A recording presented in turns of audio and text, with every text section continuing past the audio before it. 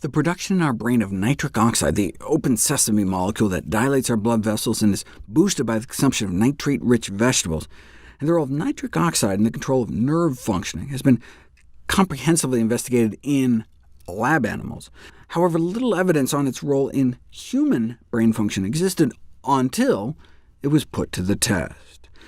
Feed people lots of green leafy vegetables with some beet juice to boot, and then measure cerebral blood flow. See that spot there with improved flow? That's a critical brain area known to be involved in executive functioning. OK, but improved blood flow doesn't necessarily translate into improved cognitive function. For example, feed people tart cherries, and despite some indication of improved blood flow, this didn't appear to manifest as improved cognitive performance. And indeed, some of the initial studies were disappointing. Give people over a cup of cooked spinach, and no immediate boost in the ability to carry out simple tasks. But that may be because the tests weren't hard enough. Give people a similar battery of simple tasks after consuming cocoa, and no significant effects. But put people through a more demanding set of tasks, and you can see acute improvements in cognitive performance after cocoa consumption. The tasks they're talking about is like counting backwards in threes for minutes at a time.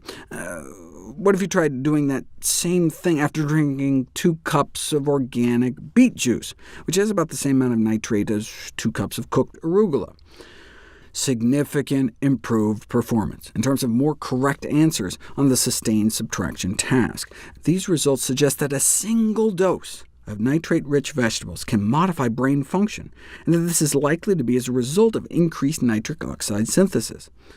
OK, but how do we know it's the nitrate? Beets are packed with all sorts of phytonutrients like the betalain red pigment.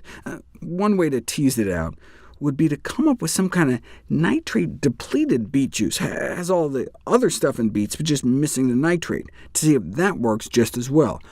And that's exactly what researchers did. They developed a nitrate-depleted beetroot juice placebo. And compared to that, within 2 weeks of supplementation with the real stuff, this group of diabetics got a significant improvement in reaction time. Now we're just talking 13 milliseconds here, but other interventions like balance training that only increased reaction time like 7 milliseconds were associated with significantly lower fall risk. And of course, in athletes, those fractions of a second can sometimes make a difference. At very high exercise intensities, cognitive task performance deteriorates, with a pronounced detrimental effect on reaction time. And that may be just when you need it the most, like you're playing football or something and need to make rapid, appropriate decisions while simultaneously going all out. And once again, beets to the rescue, significantly reducing reaction time. It's not only improving physical performance, but mental performance as well. Yeah, but can it improve the structure of your brain? Things like cognitive training and aerobic exercise can actually affect the structure of the human brain. There's something called neuroplasticity, where your brain can adapt, changing its configuration as you learn to play piano or something. We used to think only younger brains could do this, but now we know it can occur in the aging brain as well. Can't beat that, or can you? We didn't know until now. Here's your brain before and after a 6-week exercise program measuring connectivity between various parts of your brain that control movement. No big change, but what about the same amount of exercise before and after drinking some beet juice too? Big difference.